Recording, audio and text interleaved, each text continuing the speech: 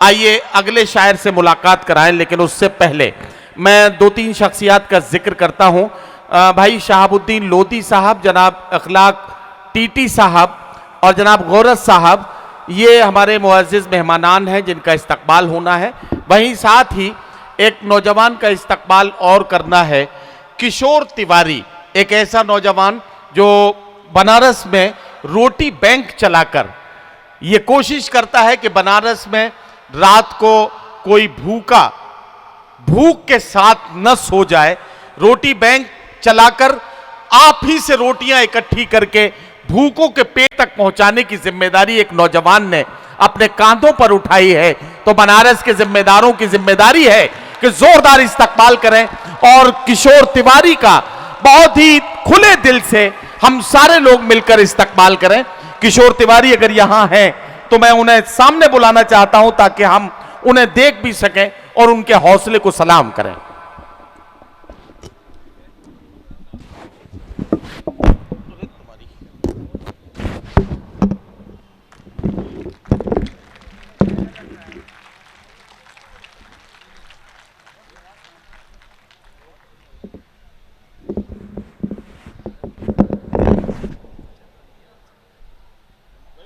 इसके अलावा भी किशोर जी कुछ नहीं है। एक ये दुपट्टी मिली थी, मैंने कहा था कि मेरी दो बीवियां, दो दे दो, एक ही से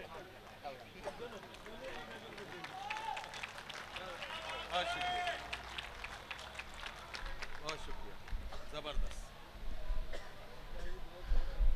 भूख के एहसास को शेरो सुखन तक ले चलो, या अदब को मुफलिसों की अंजुमन तक ले चलो।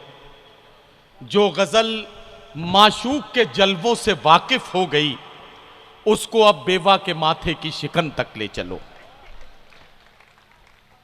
भूख एक ऐसा एहसास है जिसे सिर्फ वही कर सकता है कि जिसने खाना न खाया हो।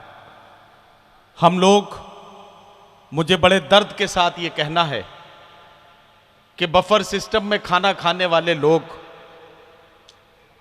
अपनी प्लेट में पूरे घर का खाना निकालकर थोड़ी देर नजर बचा के इधर उधर देखते हैं और उसके बाद धीरे से टेबल के नीचे सरका देते हैं। काश हमें उस वक्त ये समझ में आ जाए कि हम प्लेट में सिर्फ उतना ही खाना निकालें जितने की हमें जरूरत है, तो शायद वो बचा हुआ खाना किसी भूखे के पेट तक पहुंच सके। ये इस मुशायरे का मकसद और मिशन है जो मैं किशोर तिवारी के इस मिशन से जोड़ते हुए आप तक पहुंचाना चाहता हूं। आप रेस्टोरेंट में खाना खा रहे हैं, आपने खाना खाते खाते रेस्टोरेंट में आपने खाना खाया, आपकी प्लेटों में, आपके डोंगे में खाना बच गया है, तो उसे ऐसे ही छोड़कर मत आइए।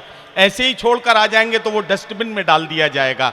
उस रेस्टोरेंट के मालिक को, उस वेटर को बुलाइए और उससे कहिए कि भैया इसे पैक करके दे दो। उसे जब आप पैक करके ले लेंगे, उसे अपने साथ अपनी मोटरसाइकिल पर लटका लीजिए, अपनी गाड़ी में रख लीजिए। रास्ते में कोई भूखा नजर आ जाए, कोई ऐसा नजर आ जाए जो आपके उस खाने का जरूरतमंद है, तो उसे धीरे से मोहब्बत के साथ वो खाना पेश कर दीजिए। ये आपकी कोशिश किसी भूखे का पेट भर सकती है। ये इस मुशायरे का मकसद है जो मैंने आपके खिदमत में पेश किया। ये देखिए, ये है सिस्टम।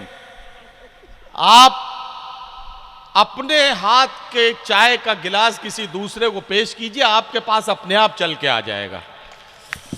बहरहाल बहुत शुक्रिया। अब मैं बहुत मुबारकबाद पेश करते हुए आगे बढ़ना चाहता हूं और अब उस शायर को बुलाने जा रहा हूं जिससे मुझे हक़ मेज़बानी अदा करानी है। चार मिसरे पढ़ता हूं ताकि ज़हनी तौर पर हम फिर से उस माहौल में पहुंच जाएं। एक शब हमारे बज़्म में जूते जो खो गए, हमने कहा बताइए घर कैसे जाएंगे। कहने लगे कि शेर सुनाते रहो यूं ही, गिनते नहीं बनेंगे अभी इतने आएंगे। गिनते नहीं बनेंगे अभी इतने आएंगे। शेर यूं भी कहे गए और शेर हमने यूं भी कहे कि मैं बात को यूं भी कह सकता हूं